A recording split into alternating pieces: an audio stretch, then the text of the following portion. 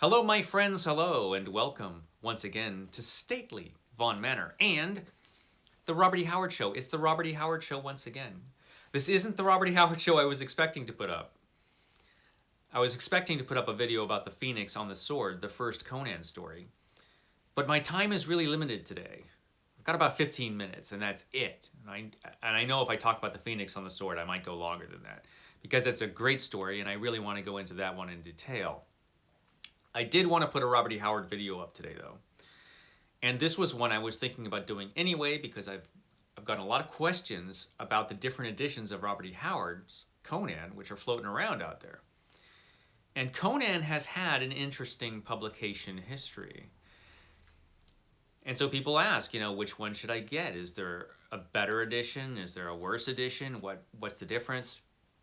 There are some differences, and I will go into them now. So, of course, Robert E. Howard created Conan in the 1930s, and the Conan stories were originally published in Weird Tales magazine. But Conan did not become a popular character in the 1930s. He didn't achieve wide popularity anyway until the 1970s. And in the 1970s, a couple things were going on. For one thing, Marvel Comics put out the Conan comic book, which was really popular. And this was a lot of people's first introduction to this character, including myself. The first time I ever heard about Conan, it was through the Conan comic book. It was only later that I learned that Robert E. Howard wrote stories about this character that these comic books were based on.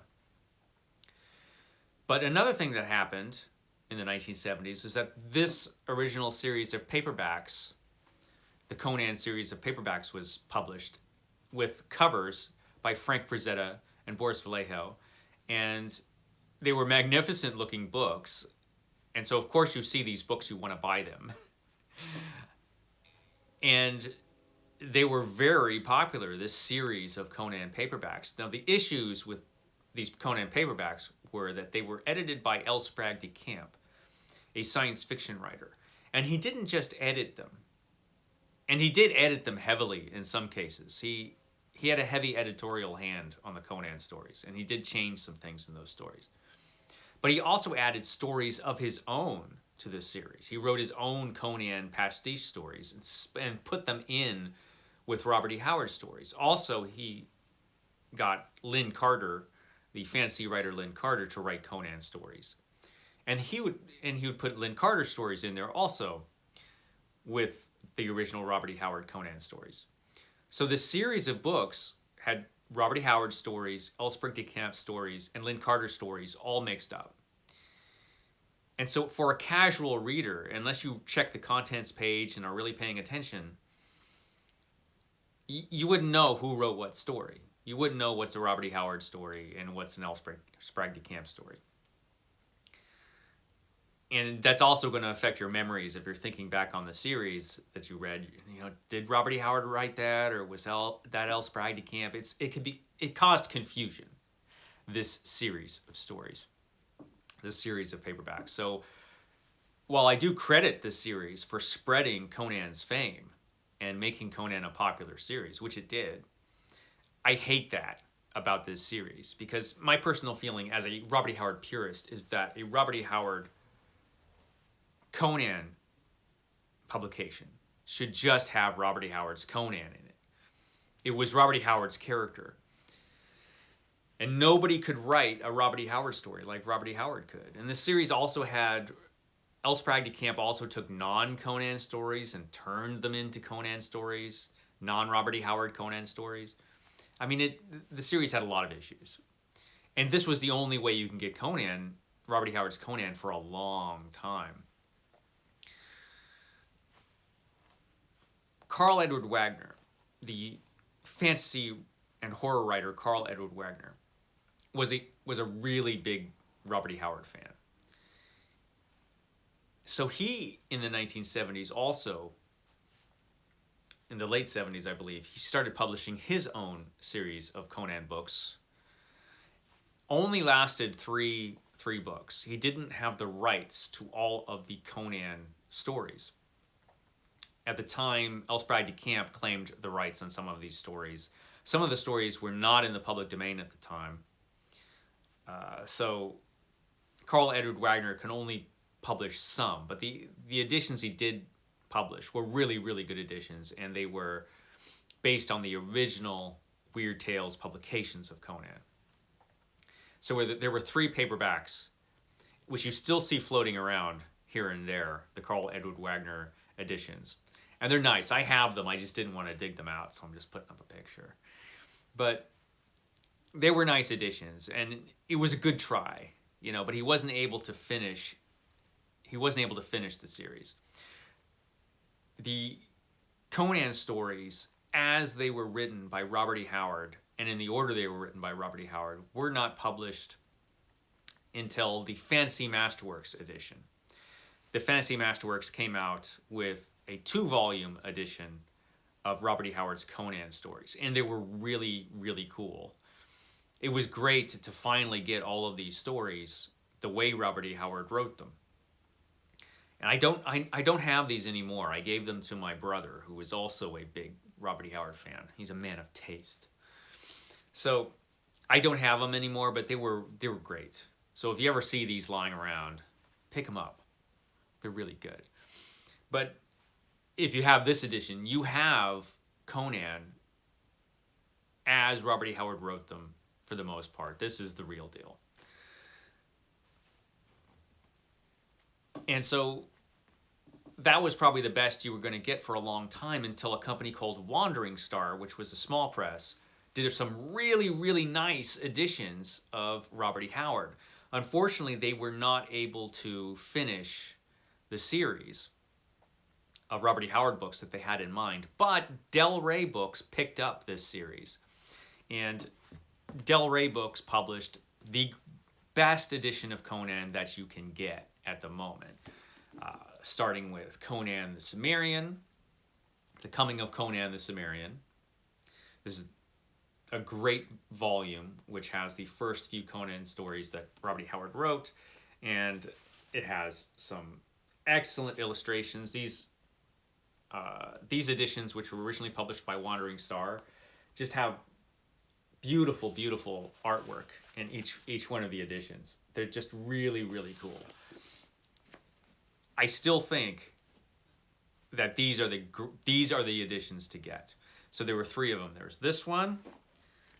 It was continued in The Bloody Crown of Conan and concluded with The Conquering Sword of Conan. And yeah, these 3 editions are the best editions to get, because not only does it have every scrap that Robert E. Howard wrote about Conan in these 3 editions, drafts, everything. They were checked. The manuscripts were consulted. The typescripts, actually. Robert E. Howard wrote on this typewriter. The typescripts were consulted. The surviving typescripts were consulted when putting out this edition. So any errors that might have cropped up in the original publications were fixed if they could find them. If they didn't have the original typescripts, and a lot of those typescripts are missing, then they consulted the original Weird Tales publications of the stories. And so this has everything, and that it's been corrected, and it was a really beautifully done edition. And easy to get. Like I said, this is a series that's really easy to pick up. And so this is the one to get. There is another edition of note, though, that I can't not talk about. And that is this beautiful volume. This is the Complete Chronicles of Conan. Now, this is a hardcover volume with the great map there that was published by Gollancz. It is Gollancz, right? If I could find the title page in my book. That's awful nice. There's Conan himself. Yeah, Gollancz, London. This is a really, really nice edition. This is the best 1-volume edition of Conan that I've ever seen. It might be the best 1-volume edition that exists. It's available in hardcover and paperback, or softcover. It can be a little pricey, though. This edition that I've got here I ordered this, and it was back when it still rained in California, and I got this, and it was in a big soggy box, and it was soaked completely through. So my edition is, well, it's a little weather stained. I just left it out to dry. I kept it, and it's great. This is a great one volume edition of Conan. Again, this has pretty much everything. This is basically a reprint, I believe, of the Fantasy Masterworks edition that I was talking about a minute ago. Excellent. If you have this, this is all you really need. So if you could find this, this is good.